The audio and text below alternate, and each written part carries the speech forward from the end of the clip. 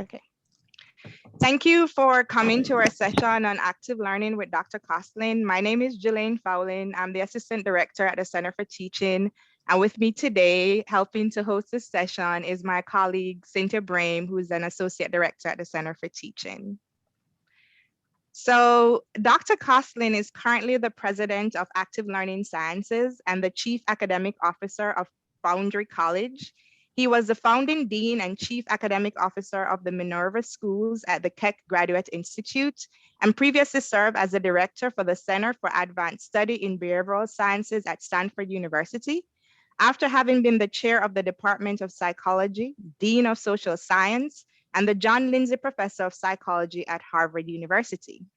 While at Harvard, he was also co-director of the Mind of the Market Lab at Harvard Business School and a member of the Department of Neurology at the Mass General Hospital. Dr. Kosslyn received a Bachelor's of Arts from UCLA and a PhD from Stanford University, both in psychology. Dr. Kosslyn's research has focused on visual cognition, visual communication, and the science of learning. In the past decade, he has really doubled down on the science of learning and worked out ways to apply theory and lab findings to practice. He has authored and co-authored 14 books and over 350 papers on these topics. Among his numerous honors, including the National Academy of Sciences Initiatives in Research Award at Guggenheim Fellowship, he holds 3 honorary doctorates and election to the American Academy of Arts and Sciences. Vanderbilt University and our friends from the Pod Network, because you are the only 2 people we shared this with, I want you to give Dr. Kosslyn a warm welcome and thank him for this session that he's about to give us. We can use our Zoom hands or our real hands if we have video. So Dr. Kosslyn, over to you. Well, thank you so much. Thank you very much for being interested in this. So I'm going to be talking about active learning, particularly how one can do it online. And it's really focused on 5 principles that I pulled out of the literature on learning and memory in particular. So start with, what is active learning? The way I use the term, it's using information in the service of achieving a learning outcome. So it's not just a discussion. It's not just doing something. You actually have a point to it. You have an activity that's designed so the students will use the information to achieve a specific learning outcome. You know from the beginning what you want them to achieve. Why we care about it? Active learning is more effective than traditional lectures. This is my favorite meta-analysis from 2014. There've been a couple since then, but they've only reinforced what's here. This was about 220 some odd studies that were analyzed, and here are the conclusions. Let me read this to you. The studies analyzed here document that active learning leads to increases in examination performance that would raise average grades by half a letter, and that failure rates under traditional lecturing increased by 55% over the rates observed under active learning. Finally, the data suggests that STEM, science, technology, engineering, and math, instructors may begin to question the continued use of traditional lecturing in everyday practice, especially in light of recent work indicating that active learning confers disproportionate benefits for STEM students from disadvantaged backgrounds and for female students in male-dominated fields. So active learning is something taken seriously. So why is it effective? Because of how the brain works.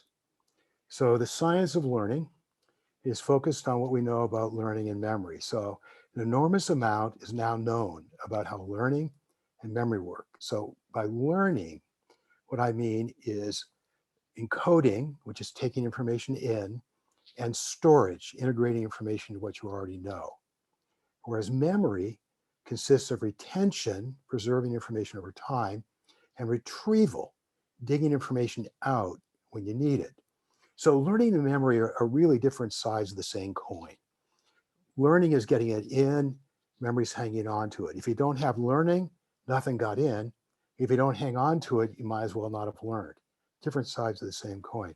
Very little of that knowledge is systematically used in education, especially in online education. So I pulled these 5 principles out of literature. It's the way that I've organized them so that they're useful for applying in particularly online education. So I want to go through each of them with a fair number of examples. Let's start with deep processing, and we'll start with a demo. Okay, so you'll get a lot more out of this if you actually try to do these demos as we go along. So you will soon see a list of words. Each word has living in green or height in blue in parentheses before it. If you see living, please decide whether the word that follows right after it names a living thing. So for example, if tree were next, you say, yes, it's a living thing. If rock were after it, you'd say, no, it's not a living thing. Okay, that's one judgment, living. The other one is height. So if you see height, please decide whether the word that follows it has a taller letter, which is what I mean is a higher ascender, at the beginning than at the end. So look at this word house as it's printed here. The H extends higher than the E, so the answer is yes. But look at mouse, the M is not higher than the E. And look at most, the M is definitely not higher than the T, it's actually lower. So both of these are no. So just to get a check on whether you understand, can you please go through these? How would you answer for lizard? Can you say it loud, please? Yes or no? Yes. Yes. Okay, height. No. No. No. Okay, height, dog. Yes. Yes. Yes. Living brick. No. No. No. Okay, I think you got it. All right, let us now try with the actual. So please make the indicated judgment for each word in the following list. Please do this silently, don't write anything down. And click the thumbs up reaction in the Zoom when you're finished, so I'll know when you're done. So go through each one silently to yourself, make the requisite judgment, and we'll take it from there. Thanks.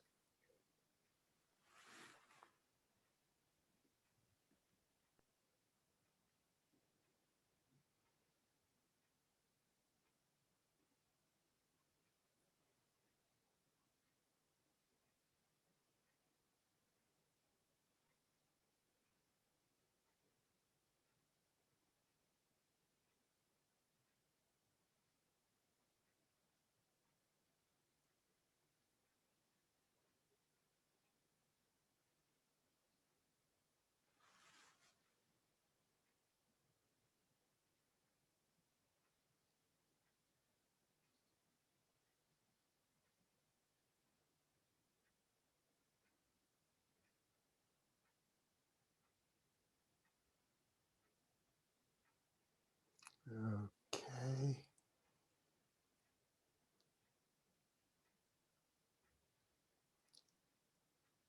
Okay. Let us now move on. All right. Now, please recall as many words as you can that are on the list.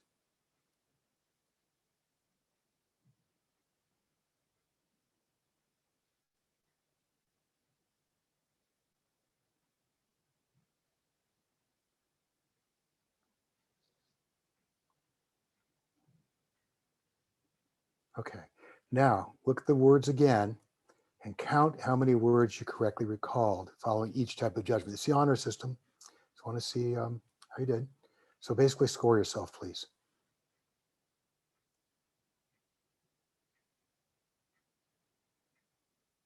Oops.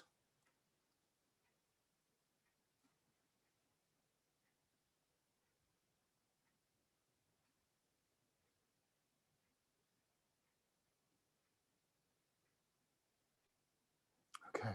And finally, please notice whether you recalled more words that you had judged in terms of living, non-living, or more words that you had judged in terms of relative height of the first letter. So let's launch that first poll, please.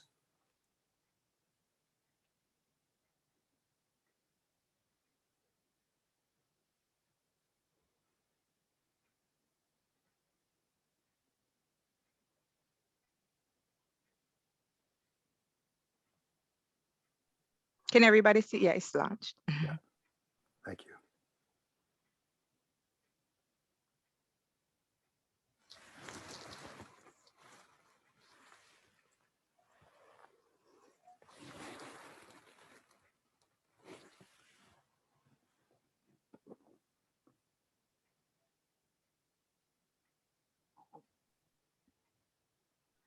I think we have about 68% responses. Okay, see if we can wait till at least 70, that would be good. Okay. Okay, thank you. So what do we get? All right, we have 70. So I will end and share results. Can you see the results? Yes. So take a look at those results. The vast majority of you recalled more following living, non-living than following relative height, which is the typical result. Thank you. Most people recall more words that they had judged in terms of living, non-living than that they had judged in terms of higher, not higher. Why? Judging whether a word names a living thing requires more mental processing than judging surface properties. So I'll ask you if it's living or not. You got to think about whether it's an animal, whether it moves, maybe it's a plant. Got to go into memory and do some processing. Whereas when you're judging relative height, it's just given to you. It's right in front of you. The principle of deep processing, first of the 5 principles. The more mental processing one performs on information, the more likely one is to retain it. So at the end of the day, can you recall the events of the day? Can you? I'm asking a question. Can you recall the events of the day if you're laying in bed and thinking about it? Some of them. Okay, good. How much of what you do recall did you intentionally try to memorize at the time it occurred? None. So I've asked this question to well over 1,000 people now, and the modal number is about 5 to 10%. That's what I usually get. So that's the amount that people claim at the time the event was occurring during the day, they tried to memorize it so they could think about it later.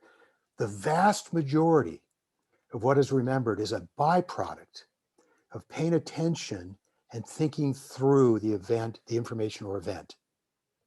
It's a byproduct. So you could have focused deep processing. It really depends on what you're paying attention to. So here's a lovely study that was done at Vanderbilt. Phase 1, they had participants orient towards the meaning or sound of words. So they gave them a frame of a sentence and said, would this word fit in that slot? It's a blank slot to get them oriented towards meaning, or they had them ask whether it rhymed or not. Then later on, they tested for memory of meaning versus sound. And it turns out that if you were oriented towards paying attention to the meaning, you have much better meaning than sound. But vice versa, if you were initially oriented towards paying attention to sound. It's not that sound or meaning by itself is more memorable, but it's really what you focus on and what you pay attention to and what you process. So what is remembered depends on what was processed. So active learning exercises should direct students to focus on learning objectives. You should have them process, pay attention to what they need to understand, remember, be able to apply, to use, to accomplish your learning objectives. So let me give you an example of how you can do this. A debate. Now, this is a technique to induce deep processing of material that underlies the learning objective. So here's an example of a learning objective, the most neutral one I could think of for debate. Students should identify the trade-offs between being a farmer versus being a rancher. You could imagine this is an actual learning objective in some sociology courses or even history courses. So you can use what's called a jigsaw design, which is something you can do online much more easily than you can do in person. So it's interesting from that perspective. So is it better to be a farmer or rancher? That's what the debate's going to be about. There's 3 phases. In phase 1, you set up breakout groups with 4 people each, and they prepare to debate. There are 2 types of groups. One type prepares to argue for farmer and one for rancher. After 10 minutes, this is the jigsaw part, new 4-person groups are formed that include 2 representatives from the farmer group. So you break up the initial groups. So you take from the initial groups, you had 4 people doing the same thing, preparing either to argue for farmer or for rancher. And after 10 minutes, you break them up. So now you got new 4-person groups where you got 2 representatives from the farmer groups and 2 from the rancher groups. And they now debate and note the strongest and weakest arguments on the other side. And then you return to the class as a whole, and each person summarizes strongest and weakest arguments, maybe after the other side. Now notice the incentives and consequences that are built into this to get the students to pay attention and process the information they need to achieve the learning objective. Initially, they know in phase 1 that they're going to be representing their perspective in phase 2. So they have to pay attention, prepare, because they're going to have to debate. In phase 2, they know they're going to be turning to class and they're going to have to report the strongest and weakest arguments. So you set it up in a way to get them to pay attention to what you want them to, which will help them understand what they need to know to achieve the learning objective. So to summarize, groups of 4 for the pro, 4 for the con, position, prepare to debate, rearrange this jigsaw part into groups, 2 students from each type of initial group. Mixed groups debate, students take notes and arguments. Groups end, students write down strongest and weakest arguments, which can be graded. So preparing for and conducting a debate induces deep processing of material that helps students achieve the learning outcome. So you had a learning objective, a point, something you wanted to teach at the outset. And what you want is the learning outcome, what they actually get, to be what you had in mind at the outset. So that's principle of deep processing. Let's consider a second principle, deliberate practice. Principle deliberate practice. Learning is enhanced by using feedback to focus on practicing the most challenging aspects of a task. So you don't just do the thing over and over again mindlessly. You focus in on where you're having trouble and devote more resources to that.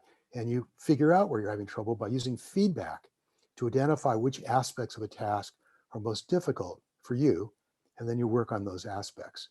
So typical examples, learning a language with a tutor. So when I was learning French, I would say a word, my tutor, who's a native speaker, would listen carefully and then repeat it back the way it should have sounded.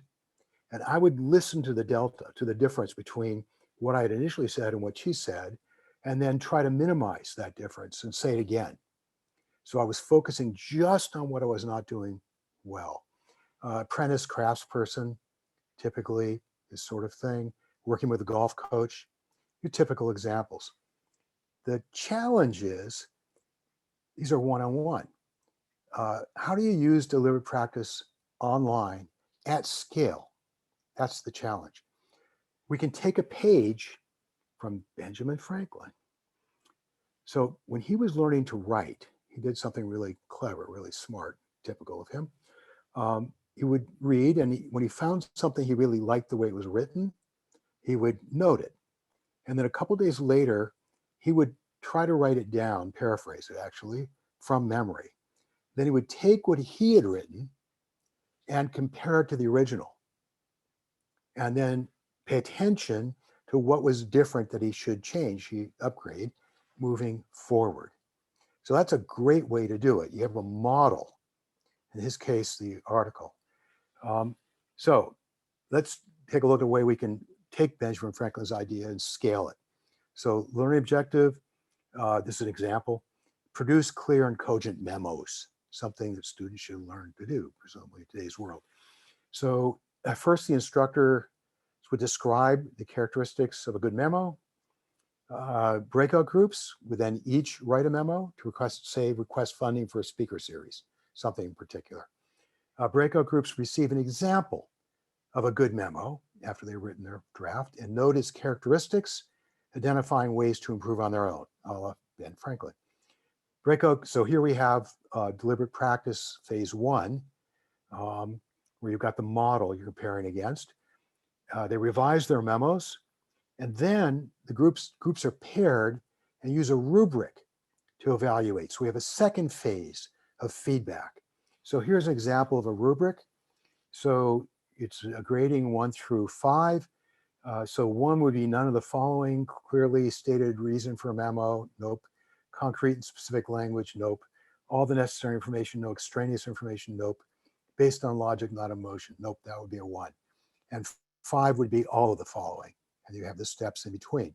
So the rubric is a way to get them to focus on what they should be practicing, learning, mastering.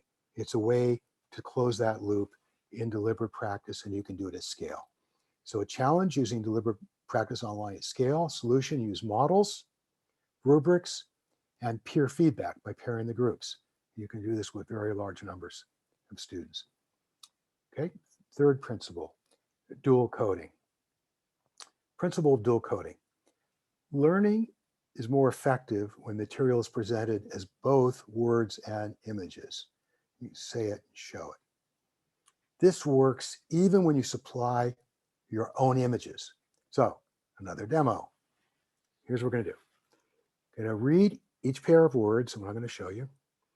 If the word visualize in red is in front of a pair, please visualize, form a mental image, the two named objects interacting in some way. So for example, if you saw a cow tree, you might imagine a cow rubbing up against a tree.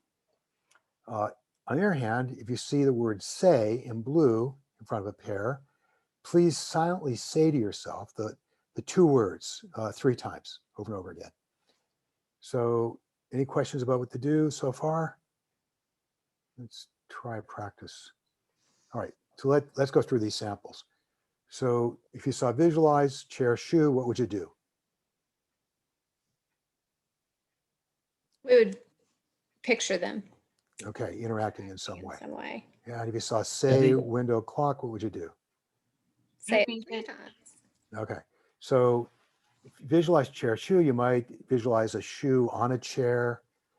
Say window, clock, you repeat silently, window, clock, window, clock, window, clock. Say rug mood, rug mood, rug mood, rug mood. Visualize lemon fish, you might visualize a fish eating a lemon or squeezing a lemon on a fish. Doesn't matter, as long as they're interacting in some way. Okay, any questions? Let us try. Okay, please do the indicated task for each pair of words, the following list. Do these tasks silently, and please don't write anything down. And again, please click the thumbs up reaction in Zoom when you are finished. Thank you. Here we go.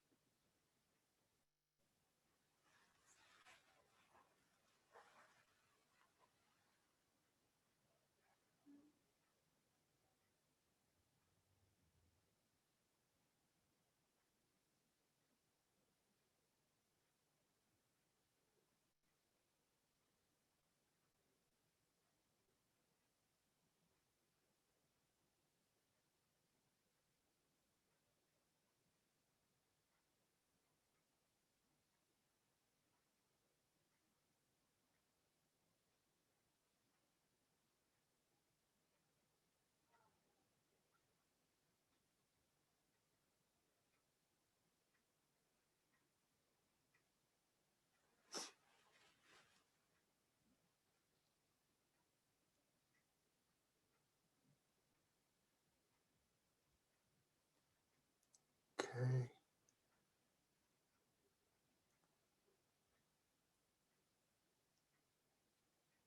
Okay then.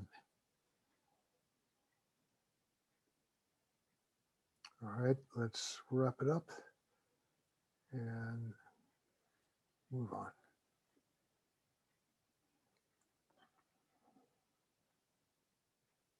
Okay, now please look at each word and try to recall the other word in the pair.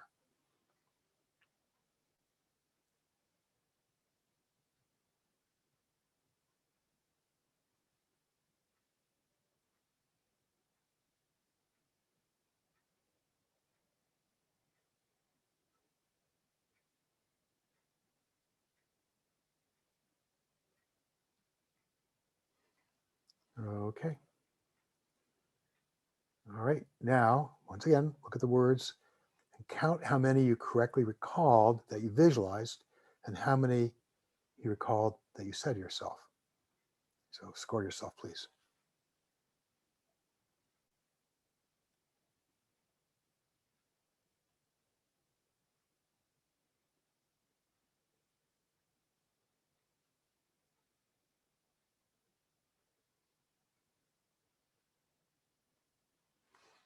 All right.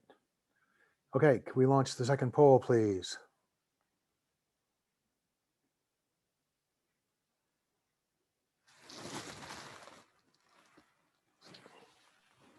It's launched. Thank you.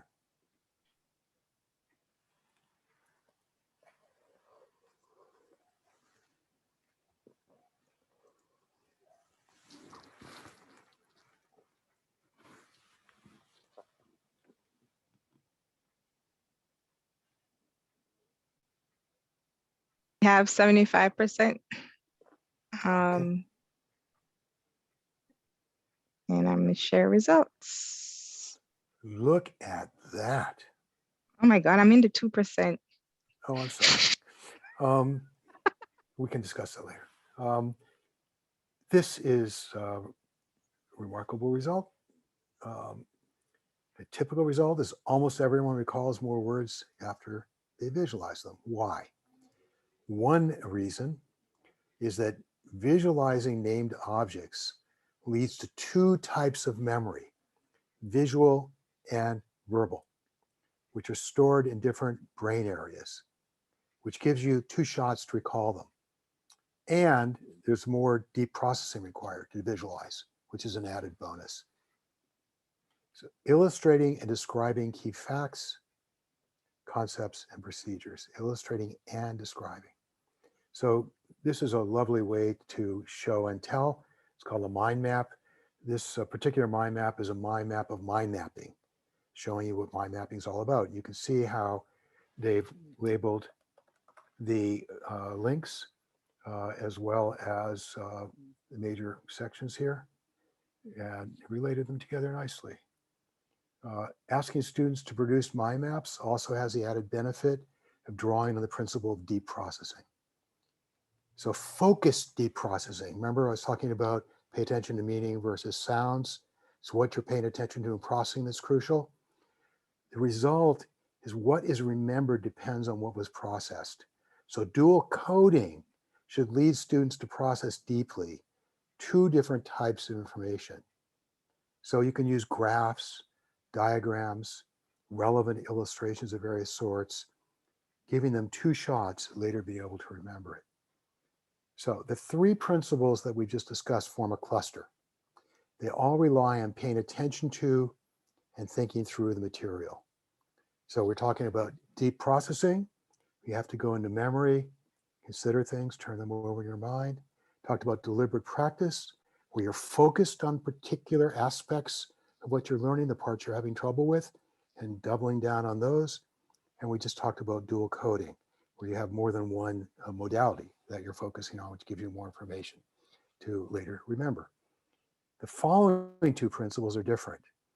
They rely on creating and using mental connections. Start with chunking. You will soon see a series of letters. Please try to memorize each letter in order.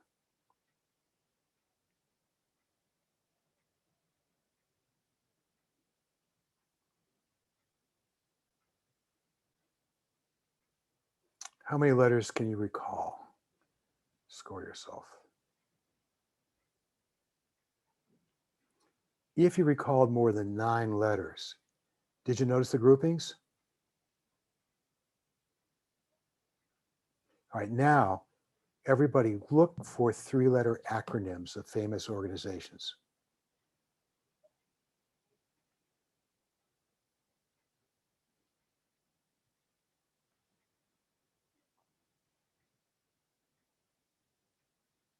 How many letters can you recall now?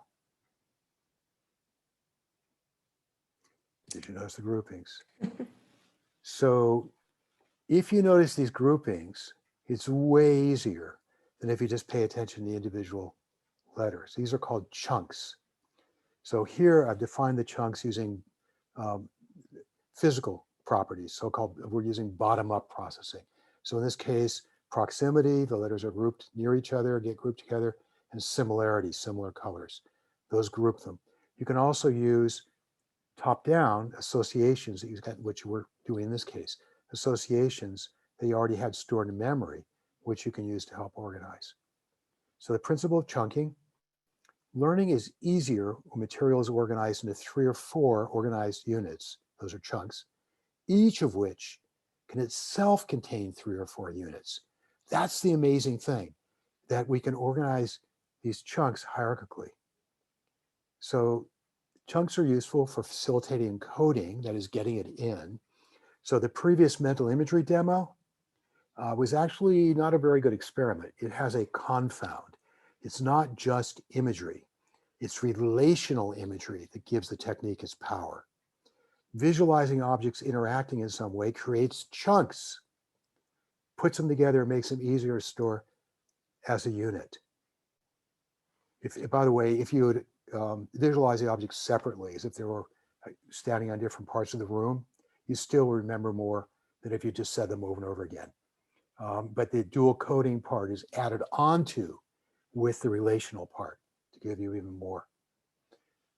Chunking is critical because it helps to minimize cognitive load. We can only hold the 3 or 4 things in mind at once to be conscious of them, 3 or 4 chunks. So you want to minimize how much students have to do that. So minimize cognitive load by never requiring students to process more than 4 chunks. And you can use perceptual grouping laws to organize material into a new higher order chunk.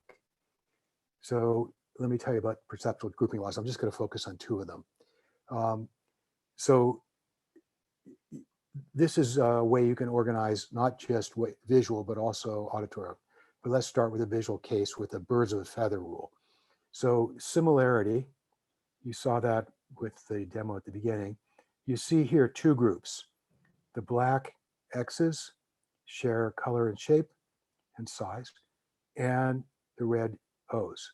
So you see 2 groups, not 8 separate letters. Here are the same number of letters, but by rearranging them, we've now got 4 groups by similarity, 2 X's, 2 O's, so on. Proximity is the other big one. You don't see 8 separate X's, you see 2 groups. Here, same number of X's, but by how they're arranged in terms of proximity, you now see 4. So this birds of a feather group rule works with anything. It's not just letters, digits, whatever. It can even be birds. So birds of a feather rule. You see 1 group here by similarity, another group here, shape and size, and proximity. So you see 2 groups, here you see 3 groups. This is a lovely, lovely example of what I mean by hierarchical chunking. This is a map of who plays what instrument in the Boston Philharmonic. There's the conductor. So when you first see this, what you see is 3 big units. You see a wedge down here on the left, a wedge on the right, and a wedge on the top. Within each of those, here we've got the first violins. You notice there's a space using proximity and similarity grouping these together. Similarity, proximity grouping these together. Over here, double basses, similarity by size and orientation, grouping them as a unit, cellos, and so forth. Okay. There's another rule called symmetry, which I didn't talk about, which is serving this is a subgroup. But you can see it beautifully organizes this into 3 big groups, and then you break it down into subgroups within it. So it's really lovely. Chunking is not just for visual materials. So for example, one of my favorite studies in all of cognitive psychology by Anders Ericsson and Bill Chase and Steve Falloon, they brought a participant into the lab for about 1.5 years, 3 times a week. And what they did is it's really simple. They read him random digits. So they started with 1 and they asked him to repeat it back. And then they gave him 2 random digits, one per second, asked him to repeat it back. And they just kept adding. And the first session repeated back about 7 or so, normal. At the end of 1.5 years, he could repeat back 79 random digits presented 1 per second. How do you do it? He was a long distance runner. ran marathons. And what he did is he translated the digits into times, 14.23 seconds or something, for a particular segment of a race he remembered. And he organized those hierarchically. He came up with other devices as well to do it, but that was the main thing. He was able to organize the digits into chunks and then organize the chunks hierarchically. So chunking also applies to concepts. So when I organized the 5 principles, I said the first 3 were about think it through, and then the next 2 are going to be create connections. That's a kind of chunking. So one way to chunk lesson plans is you can identify where in a lecture each exam question was answered. So imagine you actually had a transcript of your lecture. And let's say you just use a midterm and a final, just to keep it simple. You could go and circle the part of the lecture where you provided the answer for each question on your tests. You can group those sections conceptually into chunks by similarity and proximity. So you're typically talking about related things contiguously. So similarity of concepts, proximity, and then you can actually eliminate most of the other material. If it wasn't important enough to be put in the test, it's not clear you need to use it. And you can take that space and insert active learning exercises where you have them do a debate or a role-playing exercise or problem solving, many other kinds of things. So you can organize this approach into what I call learning sandwiches. There are 2 types. A front-loaded learning sandwich, instructor gives a brief lecture that addresses a specific learning objective. Then students engage in active learning, doing an activity that uses information from the lecture. So the lecture has no more than 3 chunks. Okay, typically even less than that because they're related concepts that have been put together into a chunk. Then you have them in the middle there doing something with it, which is where they're actually going to really learn it and remember it. And then you bring the class together as a whole, you debrief. You give some kind of feedback. Typically there are work products produced as part of the active learning. You have to write down the strengths and weaknesses of the other person, the other side's positions or whatever. There are many different kinds of work products depending on what the activity actually is. And then you have something you can give feedback on. So that's front loaded. You can also do a back loaded. So the best example of this that I know is Eric Mazur's peer instruction technique. So let me give you an example of what he does, then I'll expand on it. So say he's teaching kinetics. He may start with a little puzzle. He says, all right, imagine we have a yard by yard big sheet of iron. And then we cut out in the center of it a round hole. Disc, take it out. So now we got this big sheet of metal with a round hole in the middle. Now we're going to heat the entire thing up so it's red hot.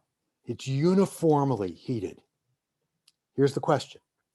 Will that hole in the middle expand, shrink, or stay the same size? So Eric uses clickers. Gives us a big lecture hall. He asks students to vote.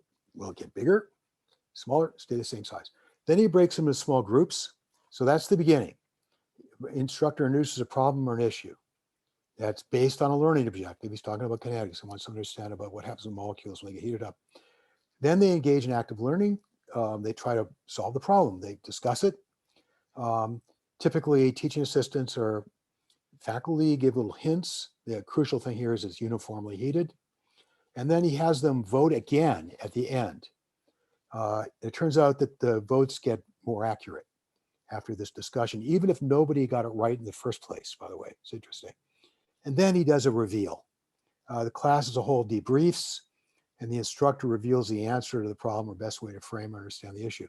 So just curious, how many people thought it was getting smaller, getting larger, getting the same size? It would be, if we were actually teaching this subject matter, I'd do a poll, but we're not. This is an illustration. The answer is, in case you're curious, is it gets larger. What's interesting is that many people think it's smaller, and it's partly because they have the right intuition. As the molecules get heated, they start moving more rapidly, get more energy, and pushing against each other. So if you think of the 4 quadrants as expanding, you might think they kind of push in. But the crucial thing was it's uniformly heated. So the molecules right around the edge of that disk have the same energy as everybody else. So in order to push them in, you need extra energy to overcome it. You don't have it. So what happens is everything just expands out and the hole gets larger. So the backloaded, again, the key is active learning in the middle. In this case, the information transmission, he gives a little lecture at the end, explaining why the answer is what it is. So the way that we have set up classes in general is as a set of these learning sandwiches, chunking. So there might be one that's backloaded. We frame the problem, then do a poll, and then a single phase breakout group, and then a debrief poll and a little mini lecture, followed by a learning sandwich that's front loaded, a lecture, maybe a little video, a two-phase jigsaw breakout group. So we're mixing it up, keeping it interesting, debrief, question and answer, and then another front loaded one with a demonstration, a three-phase, I've done up to four-phase jigsaws, by the way. Debrief for the poll, wrap up question and answer at the end. You always got to make sure there's time for question and answer. And then a quiz, a formative quiz at the end turns out to be really useful. Deliberate practice, you give them feedback. Okay, the final principle, building associations. So participants were given paragraphs like this. This is also done at Vanderbilt, by the way, John Bransford's lab. The procedure is actually quite simple. First, you arrange things into different groups. Of course, one pile may be sufficient depending on how much there is to do. If you have to go somewhere else due to lack of facilities, that is the next step. Otherwise, you are pretty well set. It is important not to overdo any particular endeavor. That is, it is better to do too few things at once than too many. In the short run, this may not seem important, but complications from doing too many can easily arise. A mistake can be expensive as well. So participants who initially received the label washing clothes understood and recalled far more material than those who did not. The principle of associations. Learning is enhanced by associating new information to what's already known. Uses of associations in learning and memory. So you can use this in organizing during encoding. So the use of associations in chunking, like IBM, KGB, and so forth.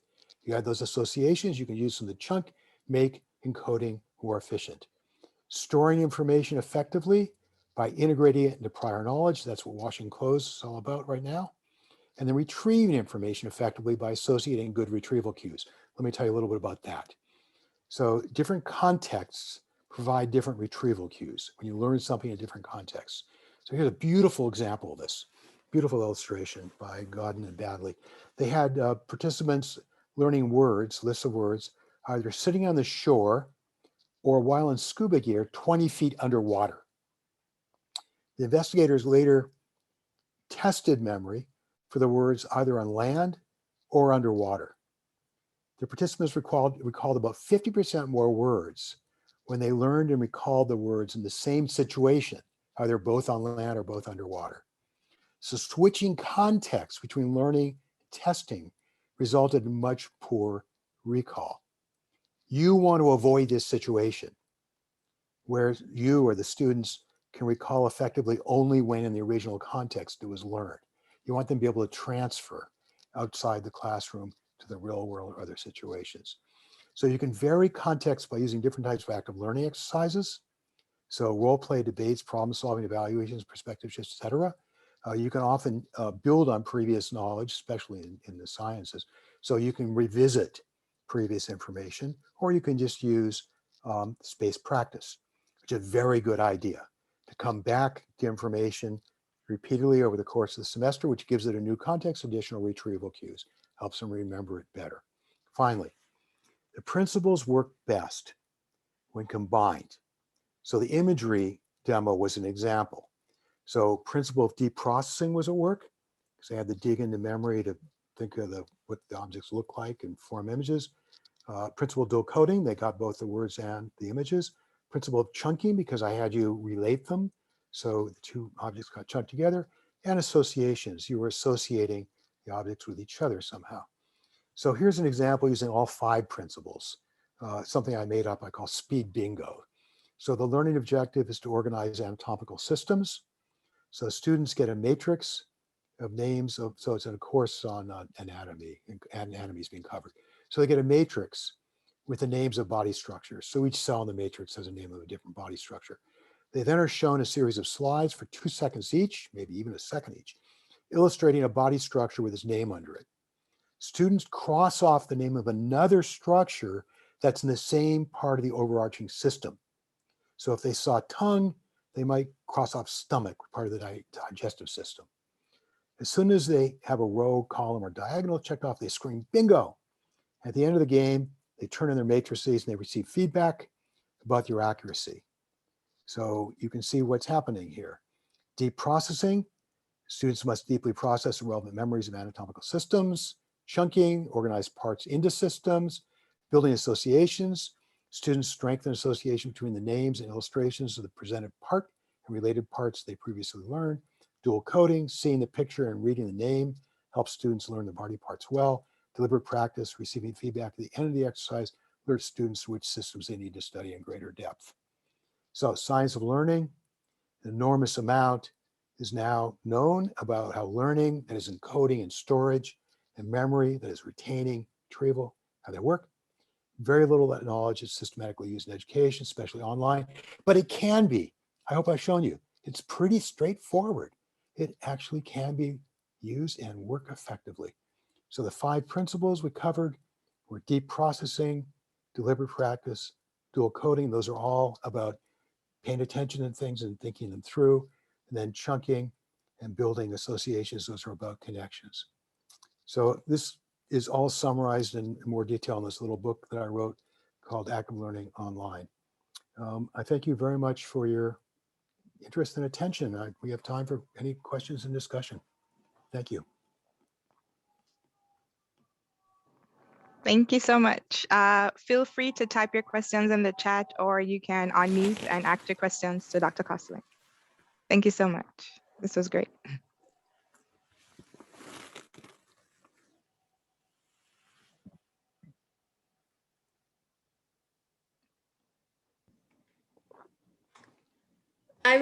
This is not a question, it's a comment. I really love the anatomy bingo there at the end, and I'm sort of imagining ways to use that. I teach biochemistry, and specifically I teach metabolism in biochemistry, and so that's spawning some ideas for me to help my students do some of this processing that they That is great. So the whole point of this is generative principles.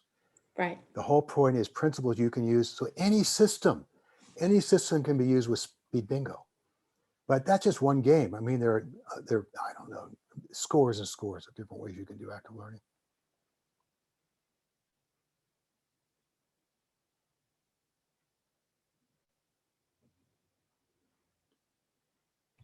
We had a few comments in the chat, but I don't see any questions to pull out here.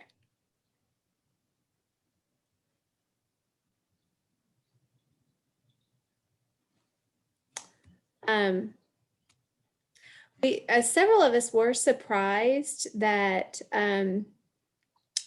we remembered more of the living, non-living category than the other. And here's why I was surprised. I wonder if you could comment on it.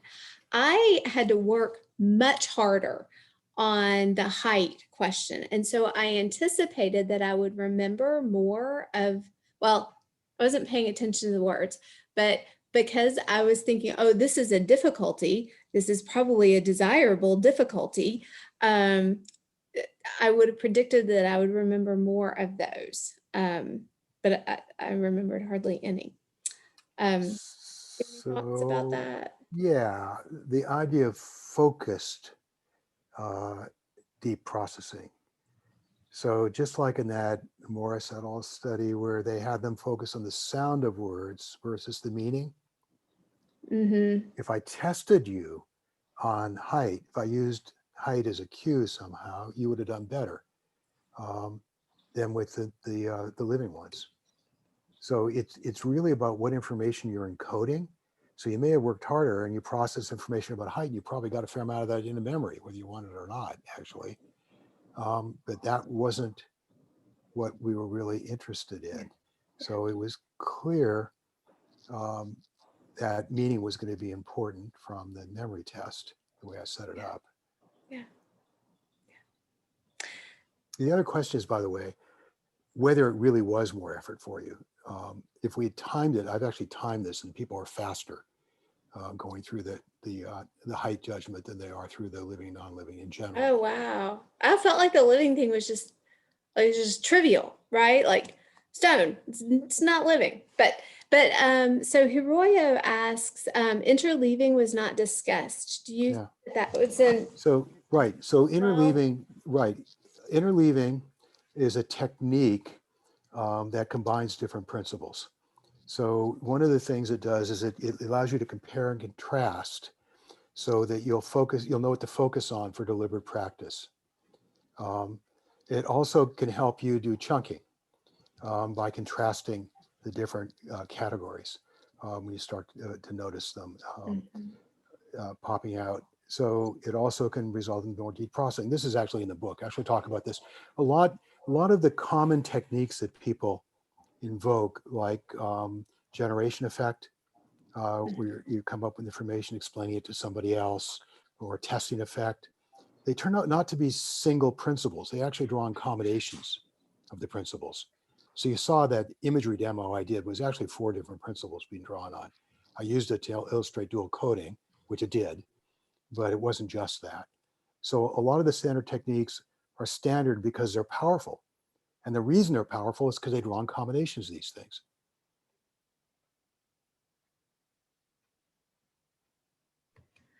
So How Wu asks if there is a place you would particularly recommend for learning about current psychology findings that are relevant to teaching. That's a good question. There are journals that are devoted to this, of course.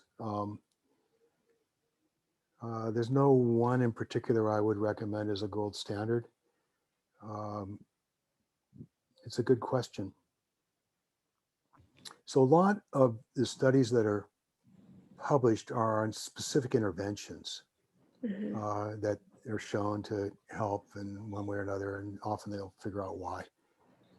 They're not on the level of general principles that can be used in a generative kind of way, which is what I focused on.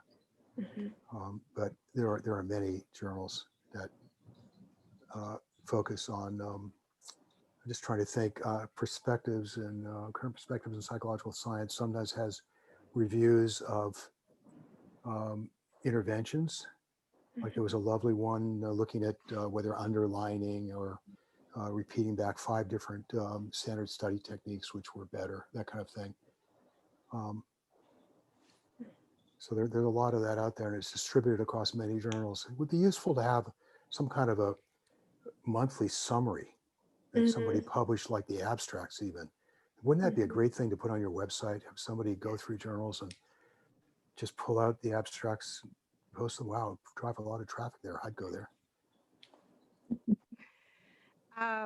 Dr. Kosslyn, I had the privilege of interviewing you for a Leading Lines podcast and of reading your book as well. And when that podcast comes out, I'll share.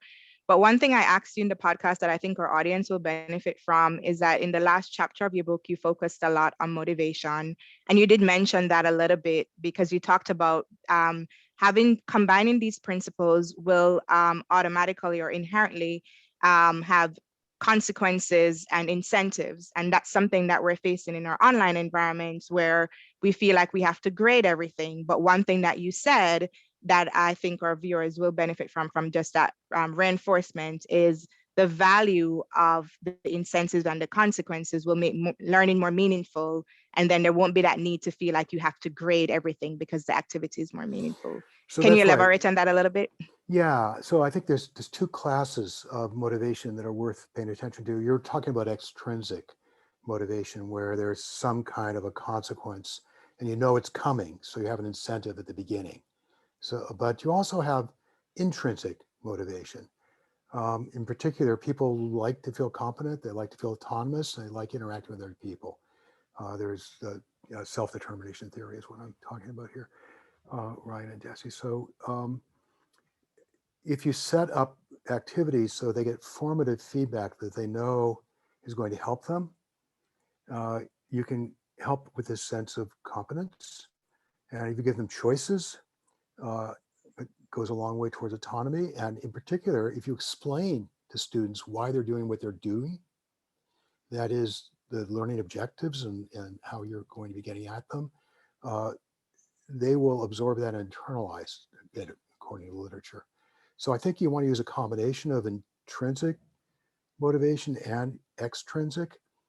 The extrinsic, I tend to just build into the activities, assuming that there's an interaction between the intrinsic and extrinsic, where just being made to feel competent is a reward. So you can think about it that way. But you have to think about the motivation along with these 5 principles, because if they don't do the activities, you're not going to get anywhere. They're not going to get anywhere. Thank you so much. We have 4 minutes left. Any more questions?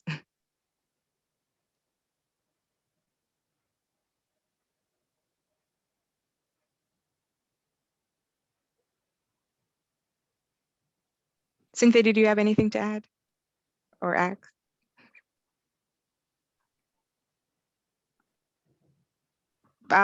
We thank you very much for coming, and Dr. Kosslyn, a lot of people have been saying that this was a great session.